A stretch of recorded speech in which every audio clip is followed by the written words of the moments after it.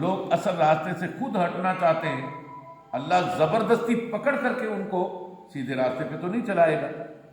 اللہ ان کو سیدھے راستے پہ چلاتا ہے جو سیدھے راستے پہ چلنا چاہتے ہیں۔ جو نہیں چلنا چاہتے اللہ ان کو زبردستی سیدھے راستے پہ نہیں چلاتا۔ اس کا مطلب یہ نہیں ہے کہ وہ اللہ سے زوراور ہو گئے، طاقتور ہو گئے، اللہ ان کو پکڑ نہیں سکتا ہے۔ پکڑنا چاہے تو ابھی پکڑ سکتا ہے، لیکن اللہ نے اپنا ایک نظام بنایا ہے، جو سیدھے راستے پہ چلے گا میں اس کو اجر و ثواب دوں گا، جو گمراہی کے راستے پر چلے گا میں اس کو عذاب دوں گا، سزا دوں گا۔ یہ اللہ کا نظام ہے۔ تو میرے بھائیوں، آگے اللہ رب العزت فرما رہے ہیں الذین ینقضون عہد اللہ، ہے وہ لوگ جو توڑتے ہیں اللہ کا عہد، من بعد میثاقہ، اس کے پختہ کر لینے کے بعد۔ پختہ کر لینے کے بعد عہد کو توڑنا شروع کر دیتے ہیں۔ پختہ کیا ہے؟ لا الہ الا اللہ محمد الرسول اللہ۔ اب جو ہے نا، کلمہ تو پختہ پڑھ لیا، اب اس کو توڑنا شروع کر دیا۔ توڑتے کس طرح ہے؟ شرک کرنا شروع کر دیا، بدعات کرنی شروع کر دی، نماز چھوڑ دی، حلال کھانا چھوڑ دیا، حرام کھانا شروع کر دیا، بیاج کھانا شروع کر دیا، رشوت لینا شروع کر دی۔ اب اللہ کے ساتھ تو عہد کیا ہے کہ اللہ ہم مسلمان ہیں۔ مسلمان کا معنی کیا ہے؟ مسلم کا معنی ہے کہ وہ اونٹ، عرب میں مسلم سمجھا جاتا ہے جس کے ناک میں نکیل لگی ہوئی ہو اور اس کی نکیل میں رسی ہو اور رسی مالک کے ہاتھ میں۔ اب یہ اونٹ کہیں جا سکتا ہے؟ جہاں مالک کہے رک تو وہ رک جاتا ہے، جہاں کہے جھک تو وہاں جھک جاتا ہے، جہاں کہے چل تو وہ چل پڑتا ہے۔ سیم یہی مثال ہے کلمہ پڑھنے والے مسلمان کی کہ وہ اپنی مرضی سے کچھ نہیں کر سکتا، اللہ کی مرضی کے ساتھ کرے۔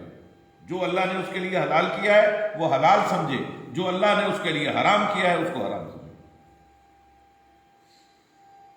اچھا، اب اس عہد کو توڑنے کا معاملہ ایک مثال کے ساتھ میں سمجھاتا ہوں آپ کو۔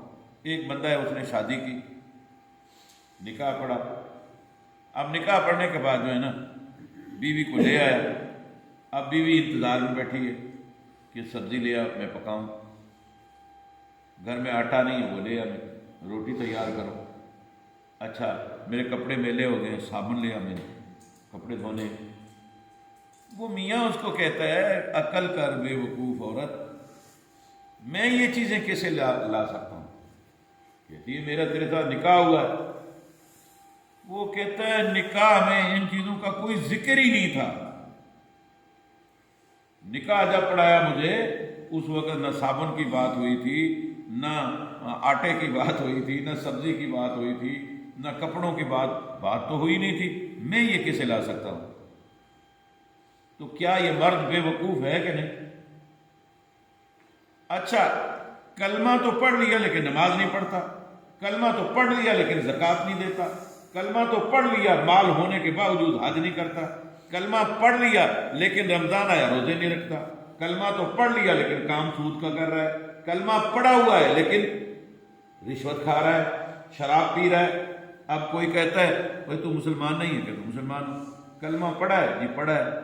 تو پھر کلمے کا تقاضا کیا ہے؟ کہتے ہیں اللہ مالک، اللہ معاف کرنے والا ہے۔ یہ کیا ڈرامہ ہے؟ میرے بھائیوں، اللہ رب العزت نے جو جو ذمہ داریاں ڈالی ہیں وہ ہمیں نبھانی ہوں گی۔ آگے اللہ فرماتے ہیں وَيَقْطَعُونَ مَا أَمَرَ اللَّهُ بِهِ أَن يُوصَلَ، اور وہ کاٹتے ہیں اس چیز کو کہ جس کا حکم دیا اللہ نے اس کی بابت، ان یوصل، کہ اس کو ملایا جائے۔ مطلب قطع رحمی کرتے ہیں، رشتہ داروں سے قطع رحمی کر لینا، ان سے کوئی بات نہیں کر رہا، ان سے کوئی ملتا نہیں ہے۔ کیوں؟ وہ غریب ہیں، میں امیر ہوں، ان کو کون جانتا ہے، میری تو بڑی بات ہے۔ یا مال کی بنیاد پر، یا ویسے ہی جو ہے نا طبیعتوں کے بودھ کی بنیاد پر۔ ایک صحابی آیا اللہ کے نبی کے پاس، اللہ کے نبی نے فرمایا، وہ عرض کرنے لگا اللہ کے نبی میرے رشتہ دار میرے ساتھ بہت برا کرتے ہیں، میں ان کے ساتھ اچھا کرتا ہوں۔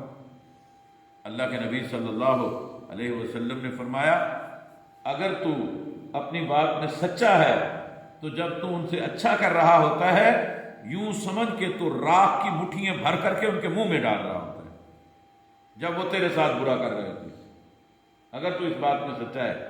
اور دوسرے نمبر پر کہ اللہ رب العزت جب تک تو ایسا کرتا رہے گا اللہ کی طرف سے ایک فرشتہ تیری مدد میں اللہ کی طرف سے مقرر ہوگا جو تیری مدد کرتا رہے گا۔ اچھا، اللہ کے نبی صلی اللہ علیہ وسلم نے فرمایا، یہاں پر اللہ تعالیٰ نے کہا کہ اللہ چاہے تو مچھر کی مثال دے یا اس سے کم تر مثال دے، تو قرآن میں کہیں اللہ نے مچھر کی مثال دی نہیں ہے، لیکن حدیث میں موجود ہے، کیونکہ قرآن بھی اللہ کی طرف سے ہے اور محمد صلی اللہ علیہ وسلم جو فرمایا جو صحیح حدیث ہے وہ بھی اللہ کی طرف سے ہے۔ تو رسول اللہ صلی اللہ علیہ وسلم نے اس کی مثالیں دی ہیں مچھر کی۔ آپ صلی اللہ علیہ وسلم نے فرمایا اس دنیا کی قیمت اللہ کے نزدیک اگر ایک مچھر کے پر کے برابر بھی ہوتی تو اللہ احکم الحاکمین اس دنیا میں کسی کافر کو پانی کا ایک گھونٹ بھی نہ پلاتی۔